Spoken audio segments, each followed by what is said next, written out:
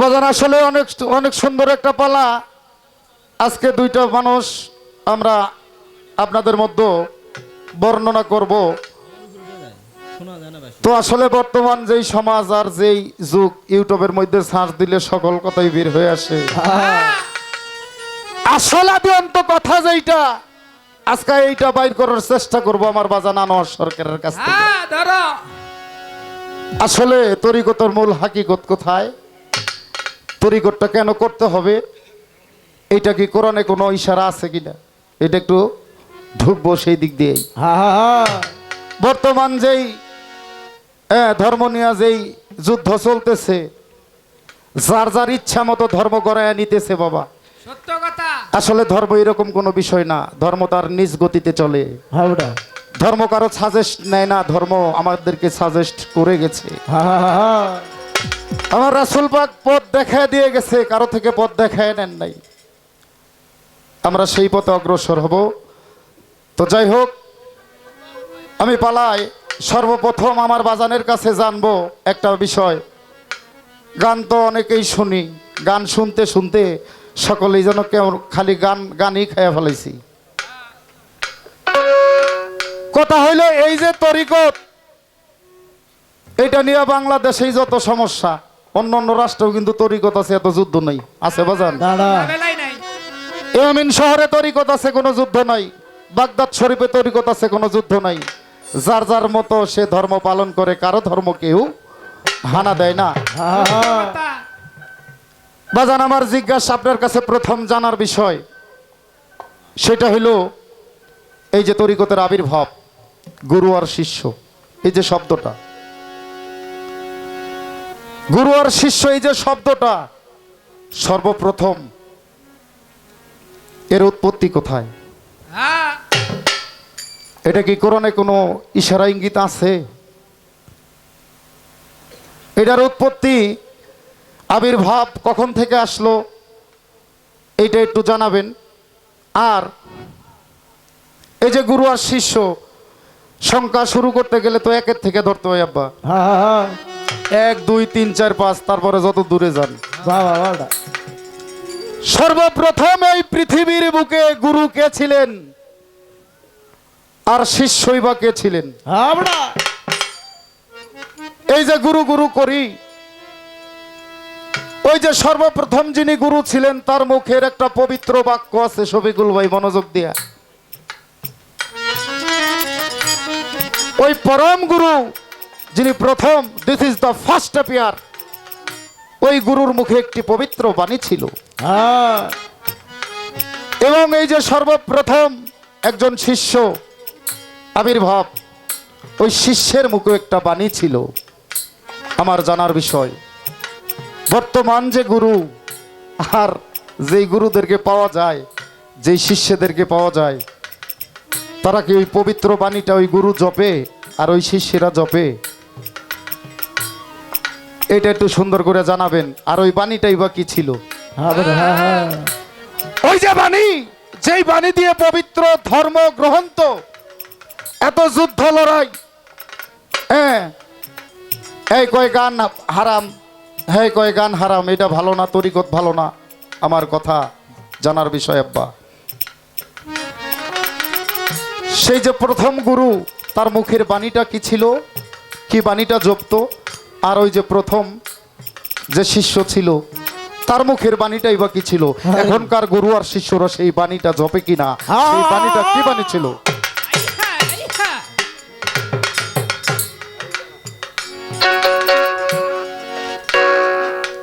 সর্বপ্রথম এতটুকুই জানার বিষয়, আমি একটা গান করব, তারপরে বসে পড়বো। যার প্রতীক্ষায় চাতক পাখির মতো চেয়েছেন বিশেষ আকর্ষণ আনোয়ার সরকার সাহেব, উনি দাঁড়াইলে আশা করি অনেক ভালো লাগবে।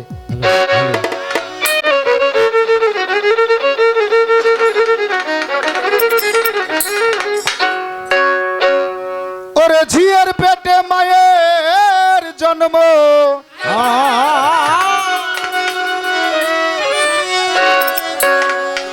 এই গুরু তাতে আমরা ভাবব কি?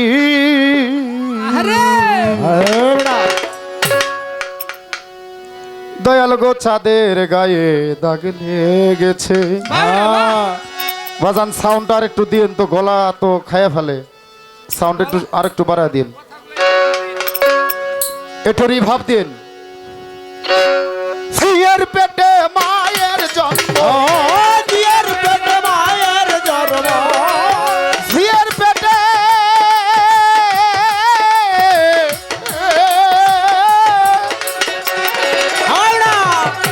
ঝিয়ের পেটে মায়ের জন্ম, তাতে তোমরা বলো কি বলো কি, তাদের গায়ে দাগ লেগেছে, আমরা ভেবে করব কি, তাদের গায়ে দাগ লেগেছে।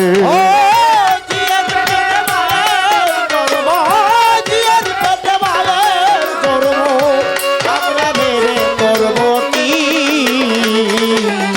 চাঁদের গায়ে দাগ লেগেছে, আমরা জেনে করব কি, চাঁদের গায়ে দাগ লেগেছে। 6 মাসের এক কন্যা ছিল,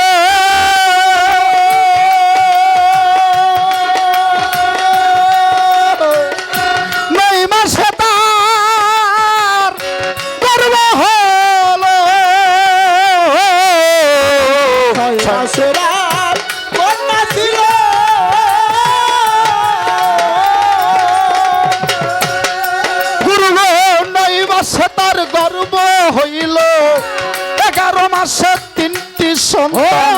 11 মাসে 3টি সন্তান।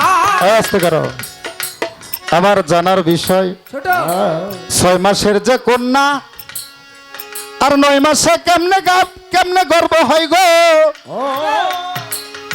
আর 11 মাসে 3টি সন্তান। বাজান এই 3টা সন্তান কি আসলে কি মানব জাতি সন্তান, নাকি গাছপালা তরুলতা, না কোনটা? এটা একটু বিষয়টা একটু বুঝেন বাবা। 6 মাসের এক কন্যা ছিল,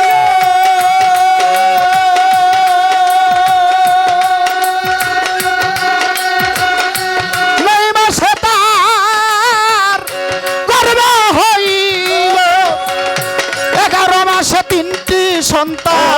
11 মাসে 3টি সন্তান, 11 মাসে 3টি সন্তান, কিসে হবে ফকিরি ফকিরি, চাঁদের গায়ে দাগ লেগেছে, তোমরা তাতে বলবে কি, চাঁদের গায়ে দাগ লেগেছে। ঝিয়ের পেটে মায়ের জন্ম, ঝিয়ের পেটে মায়ের, আমরা ভেবে করব কি, চাঁদের গায়ে দাগ লেগেছে, আমরা জেনে করব কি, চাঁদের গায়ে দাগ লেগেছে। ঘর আছে তার দরজা না,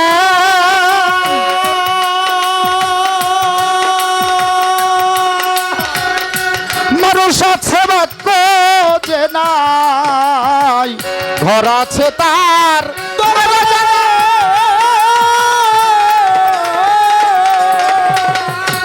মানুষ আছে বাক্য রে নাই, কেব তাহার আহার জোগায়, কেব তাহার আহার জোগায়, কে জ্বালাই সন্ধ্যাবাতি সন্ধ্যাবাতি, চাঁদের গায়ে দাগ লেগেছে, আমরা ভেবে করব কি, চাঁদের গায়ে দাগ লেগেছে। ঝিয়ের পেটে মায়ের জন্ম, ঝিয়ের পেটে মায়ের জন্ম, আমরা জেনে করব কি, চাঁদের গায়ে দাগ লেগেছে, আমরা জেনে করব কি, চাঁদের গায়ে দাগ লেগেছে। সাধক ফকির আমার সাইজি লালন ফকির ভবে বলে,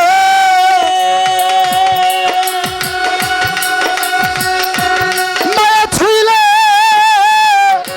ছেলে মরে, লালন সাইজি ভবে বলে,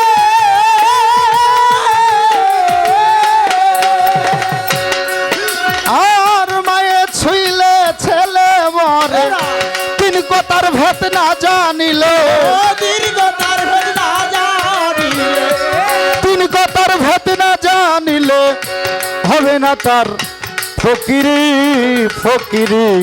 চাঁদের গায়ে দাগ লেগেছে, তোমরা ভেবে করব কি পাগল, আমরা ভেবে করব কি। চাঁদের গায়ে দাগ লেগেছে, ঝিয়ের পেটে মায়ের জন্ম, ঝিয়ের পেটে মায়ের জন্ম, ঝিয়ের পেটে মায়ের জন্ম। তত্ত্ব তোমরা বলো কি, বলবে কি। চাঁদের গায়ে দাগ লেগেছে, আমরা ভেবে করব কি। গুরু চাঁদের গায়ে অনব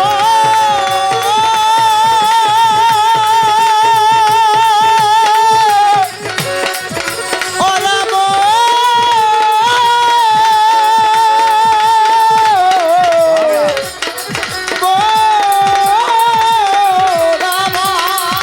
আর ঝিয়ের পেটে মায়ের জন্ম, ঝিয়ের পেটে মায়ের জন্ম, এই ঝিয়ের পেটে মায়ের জন্ম।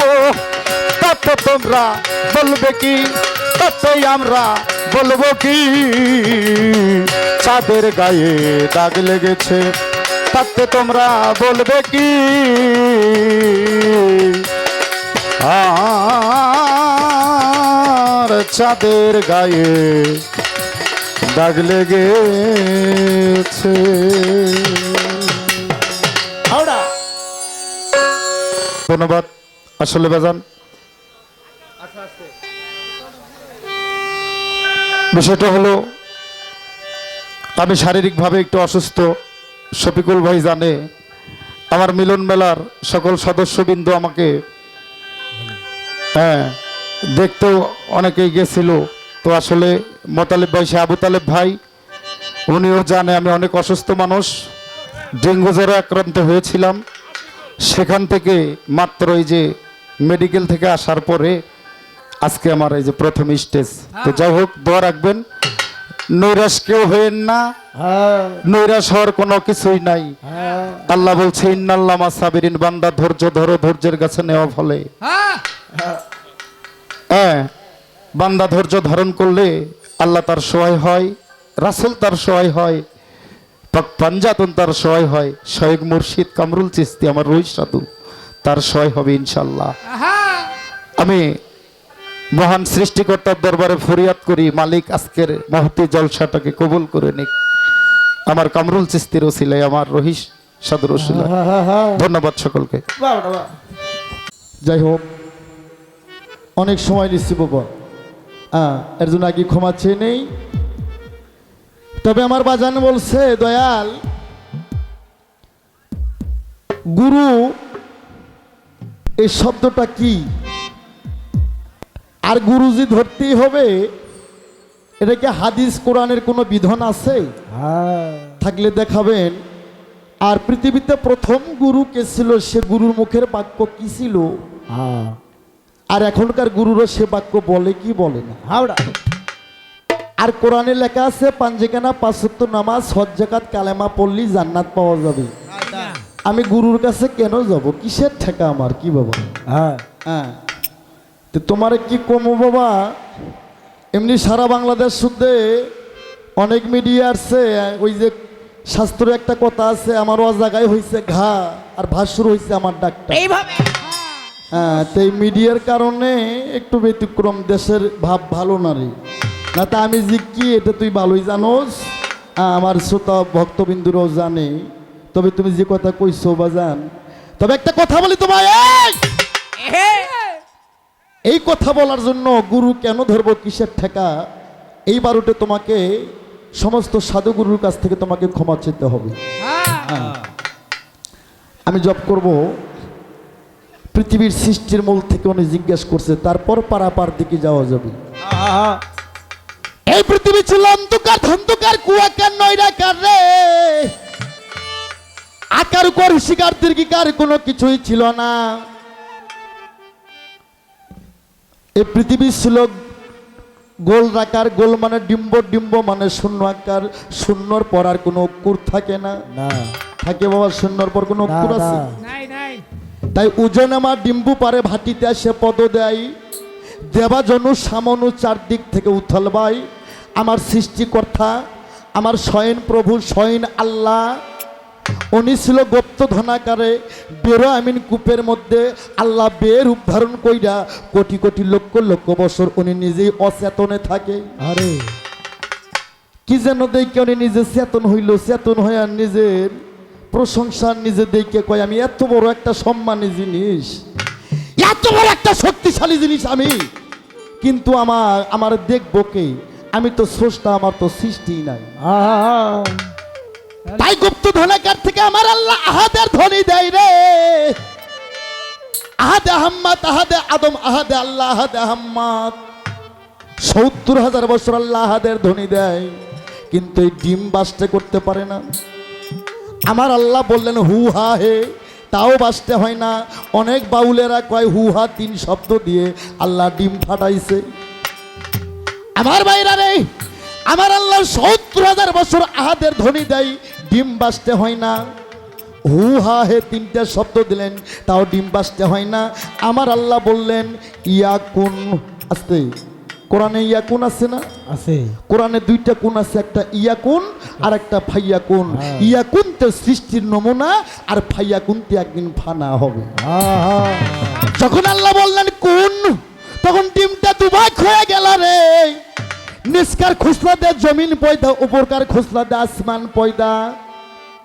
ডিমের মধ্যে থেকে আমার আল্লাহ 10টা সিজ বাই করলো।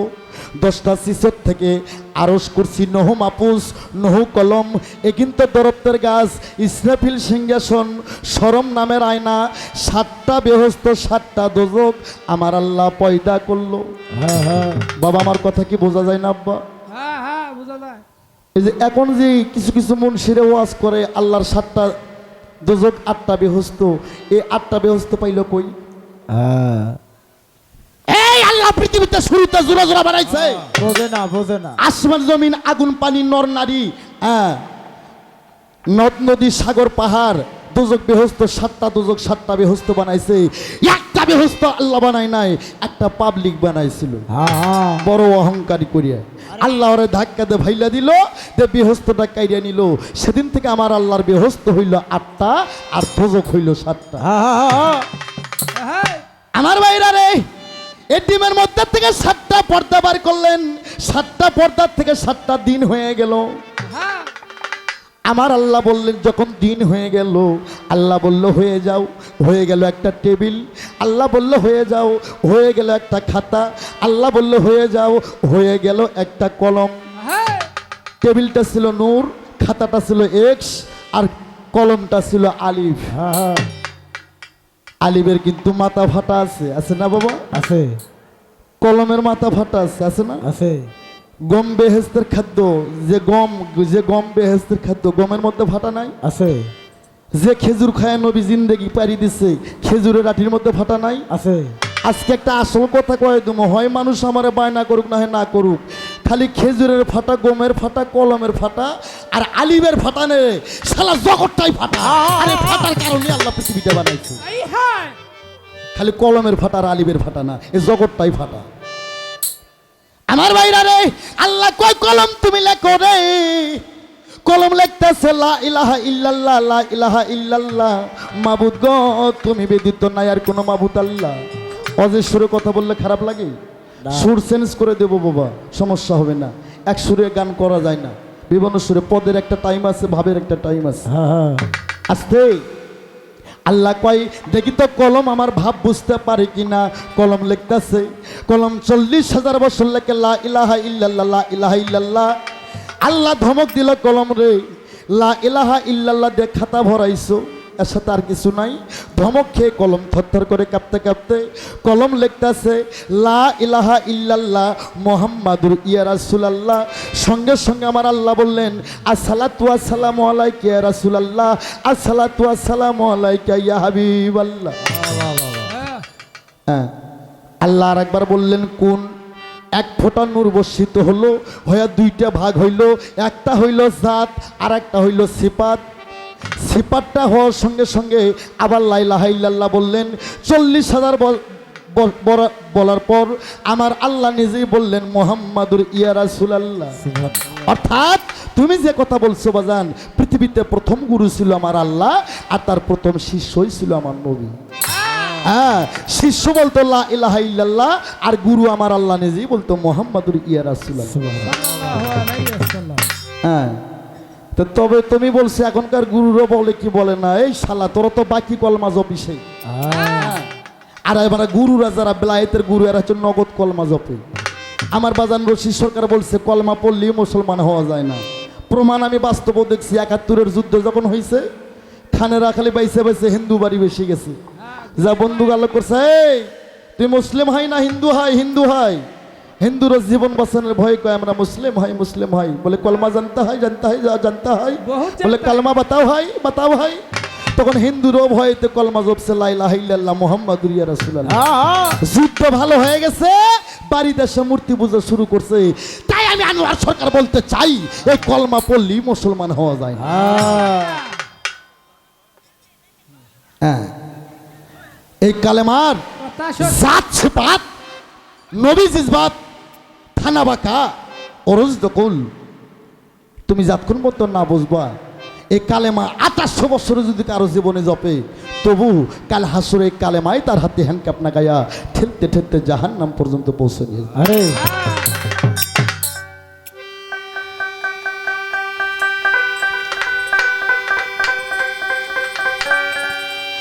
আমার ভাইরা রে, তোমার কথা বাতিল হয়ে গেল। তাই তুমি বলছো কোরআনের নামাজ, রোজা, হজ, যাকাত, মা বাবার খেজমত করলে জান্নাত পাওয়া যাবে। গুরু কেন ধরবো? কোরআনে কি কোথাও আছে?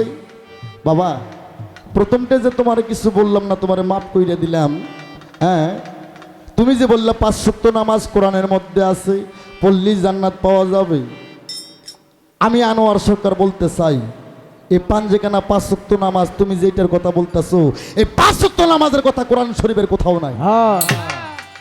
কোরআন শরীফে 5 ওয়াক্ত নামাজের কথা নাই। কোরআন শরীফে আছে সালাতের কথা।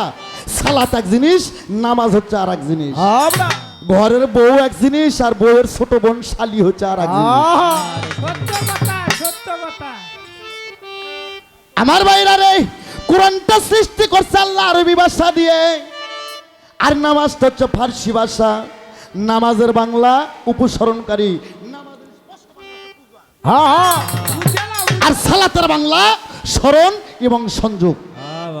স্মরণ এবং সংযোগ। যেমন আমার রহির সাধু নামটা নিলাম, এটা স্মরণ হইল। যখন সাধুর ছবি আমার কলবের মধ্যে বাসবো, তখন সংযোগ হইব। আর তুমি যে নামাজের কথা কইতেছ,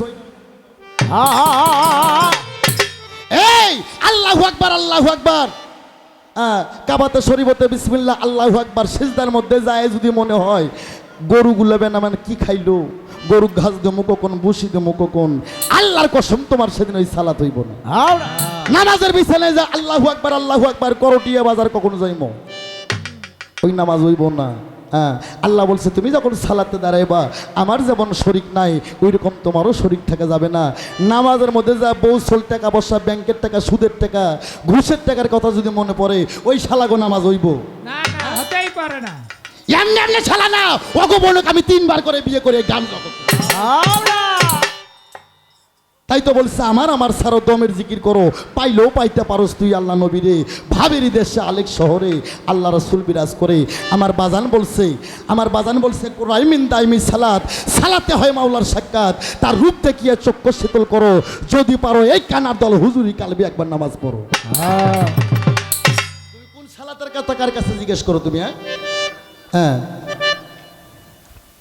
আর সূরা রুম আয়াত নাম্বার 17, ওখানে বলছে সূরা রুম 17 নম্বর আয়াতে বলছে দিনে 2 বার, সূর্য উদয় হওয়ার আগে এবং সূর্য ঢেলে পড়ার পরে, দিনে 2 বার। ওভাবে বলে নাই, বলছে প্রভুর গুণ কীর্তন করো।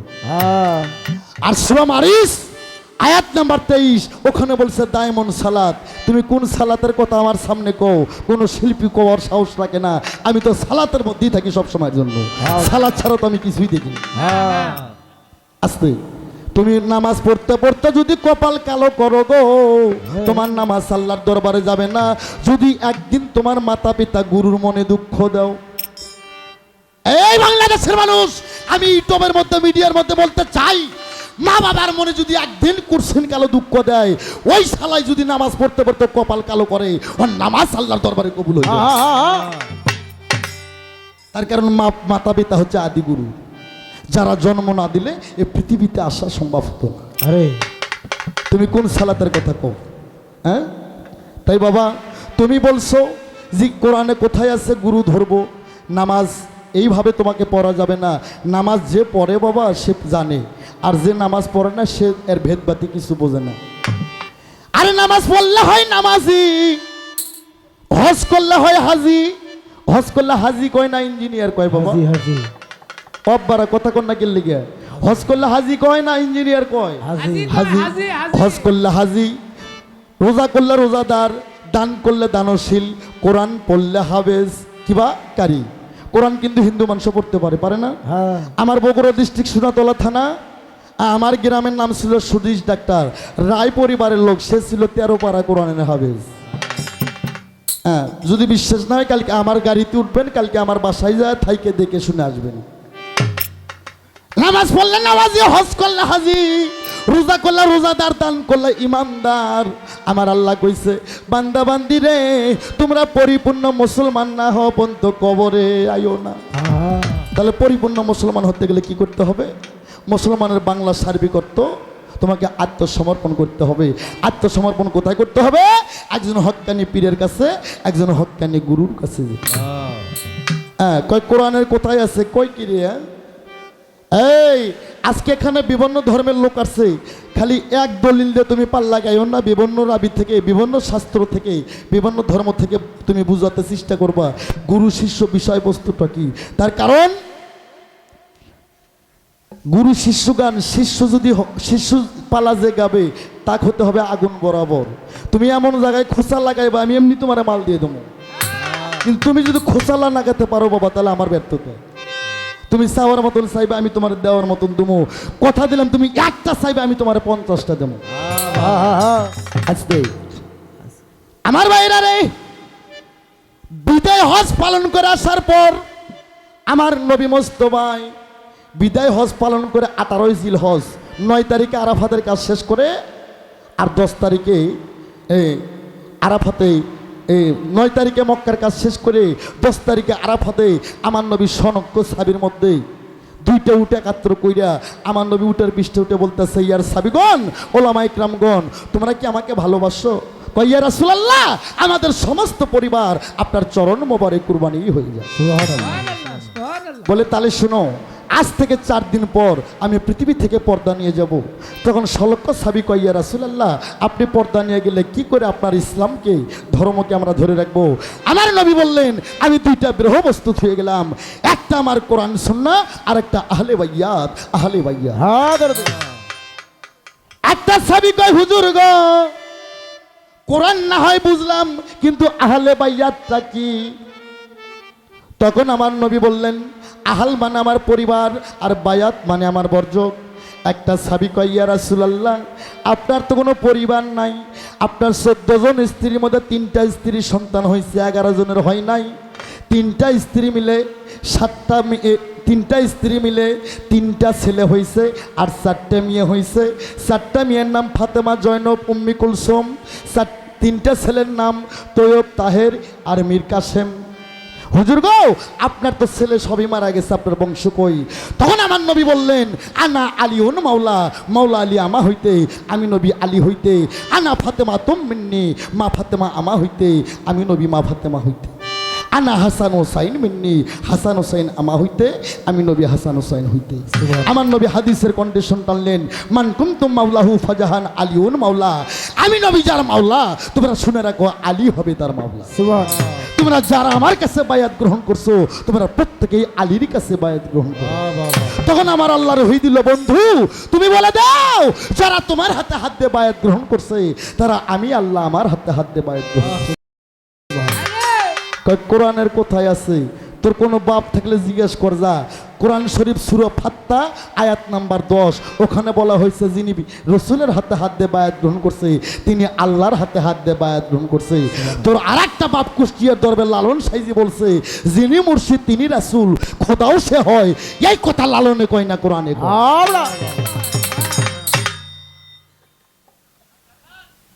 হ্যাঁ, তে কি কমো বাজান পোলাপান মানুষ। হ্যাঁ, তে তুমি এমন কিছু কইও না আনোয়ার সরকারকে তুমি। হ্যাঁ, সেটাইও না। আমি সেটা কইতে যাই মনে বাবা, একটু হিসাব কিতাব করে গান গাইও। তুমি চাইবা আমি তোমারে দেবো, আগে একটা গান গাই দাও।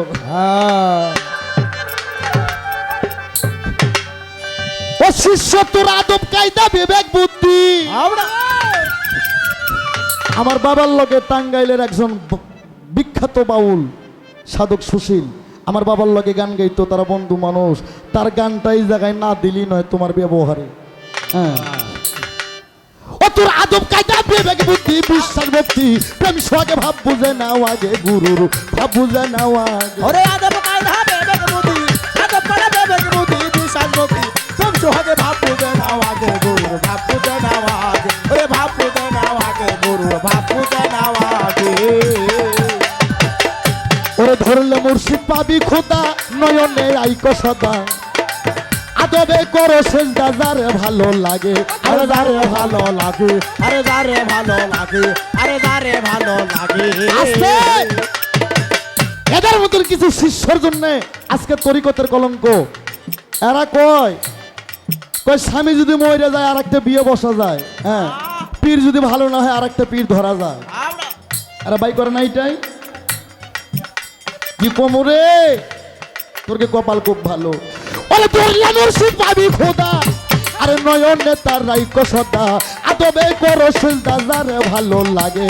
আরে যারে ভালো লাগে, আরে যারে ভালো লাগে, আরে যারে ভালো লাগে।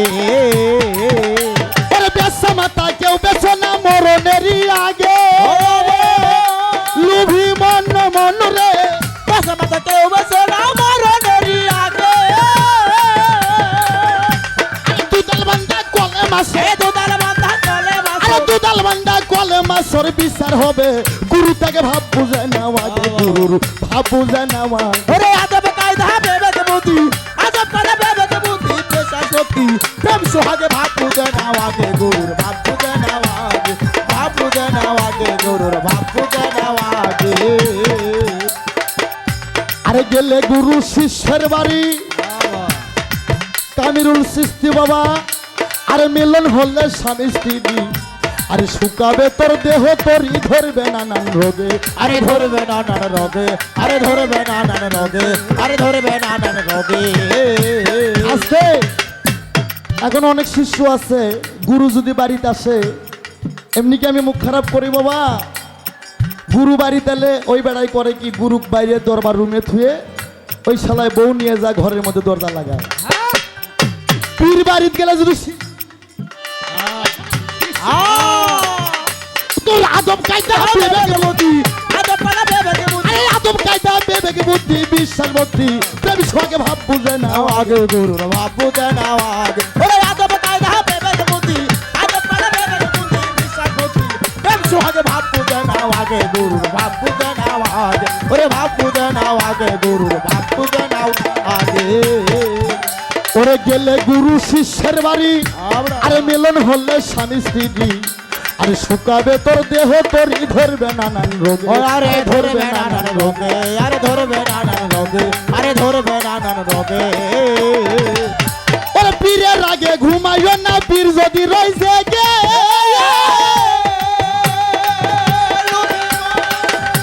আরে মন রে পীরের আগে ঘুমাইও না পীর যদি রই জেগে তোর হালাল বস্তু হারাম হবে, হালাল বস্তু হারাম হবে, হালাল বস্তু হারাম হবে খাইলে খানা গুরুর আগে ভাব বুঝে নেওয়া আগে গুরুর ভাব বুঝে নেওয়া। ওরে আদব কায়দা বিবেক বুদ্ধি, আদব কায়দা বিবেক বুদ্ধি বিশ্বাস ভক্তি প্রেম সোহাগে ভাব বুঝে নাও আগে গুরুর ভাব বুঝে নাও আগে। আমার কামিরুল সিস্তি আমার শফিকুল বাবার বাড়িতে আসছে। কামিরুল সিস্তির পানি তৃষ্ণা লাগছে, এটা মুখে বলতে হবে কেন? শফিকুল বুঝতে হবে আমার দয়ালের এখন পানি তৃষ্ণা লাগছে। সাধারণ বিষয় নয়। আনিস রে তুমি যেভাবে পাল্লা করতেছো, যদি কোনো কুজাত ভক্ত থাকে আর আরো কুজাত হয়ে যাইব। কুরসিন কালো তোমার দ্বারাই ভক্তের কোনো উন্নয়ন হবে না।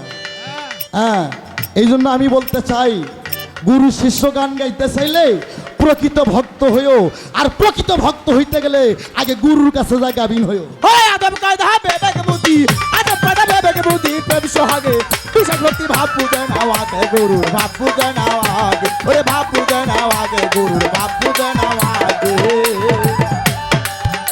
বাবা ইশারাতে বুঝে নিও, আরে কি ধন গুরুর অতি প্রিয়। আরে সাবার আগে সৈপা দিও যখন যাহা লাগে।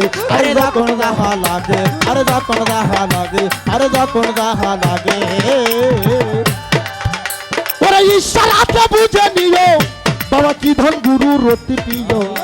আরে চাবার আগে সৈপা দিও যখন যাহা লাগে। ওরে আরে যখন যাহা লাগে আরে যখন যাহা লাগে আরে যখন যাহা লাগে ওরে সুশীলে কয় পার হইতে মনে আশা জাগে। ওরে লুভি মন না মন রে, এই সুশীলে তোর পার হইতে মনে আশা জাগে এই প্রাণের ছায়া প্রিয় বস্তু, এই প্রাণের ছায়া প্রিয় বস্তু প্রাণের ছায়া প্রিয় বস্তু সইবা দিও তোমার। গুরুর হাতেই ভাব বুঝে নাও আগে, গুরুর ভাব বুঝে নাও আগে। ওরে আদব কায়দা বিবেক বুদ্ধি, এই আদব কায়দা বিবেক বুদ্ধি আদব কায়দা বিবেক বুদ্ধি বিশ্বাস ভক্তি প্রেম সোহাগে ভাব বুঝে নাও আগে। গুরুর ভাব বুঝে নাও আগে, ভাব বুঝে নাও আগে। গুরুর ভাব বুঝে নাও আগে, ভাব বুঝে নাও আগে। গুরু ওরে গুরুর ভাব বুঝে নাও আগে। আস্তে বাবা, মায়ের পেটে ঝিয়ের জন্ম, অত পেশাল পারানো যাইব না, তবে তোমার সংক্ষেপে বুঝাই। গল্প কম হবে বাড়ি মাঠ। হ্যাঁ গর্ভবতী মা যদি রাস্তা দিয়ে হাইটে যায়, একজন যদি ওনারে বোন কয়, দুইজনই বোন হয়ে যায়। হ্যাঁ, হ্যালো 6 মাসে এক কন্যা ছিল, 9 মাসে তার গর্ভ হইলে 11 মাসে 3টি সন্তান, কে জানে তার ফকেরি। বাবা, যা আছে বিশ্বভাণ্ডে তা আছে মানব, যা আছে বিশ্ব ব্রহ্মাণ্ডে তা আছে মানব ভাণ্ডে। এটা মানব দেহের কথা। 6 মাসে কন্যা ছিল, 6টা মাস তোমার 6টা রিপু বাবা। হ্যাঁ, আর 9 মাসে তার 11 মাসে তার 3টি সন্তান।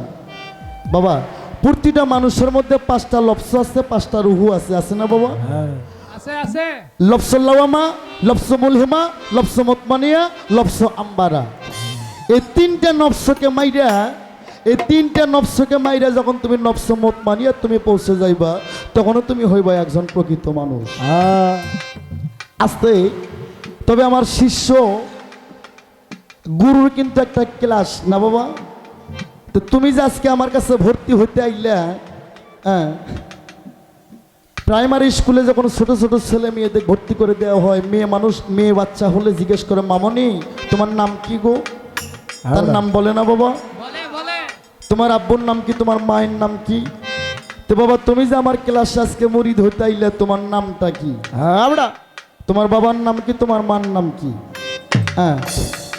আর তুমি যখন আমার কাছে মুরিদ হইতে আইলা, তোমার গর্ভধারিণী মা বললো, আনিস রে, আমার চা আনোয়ার সরকার তোর কাছে বড় হয়ে গেল। মা কয়, তাহলে আমার 4টে চিজ তোর মধ্যে আছে, এই 4টে আমারে তুই দিয়ে যা।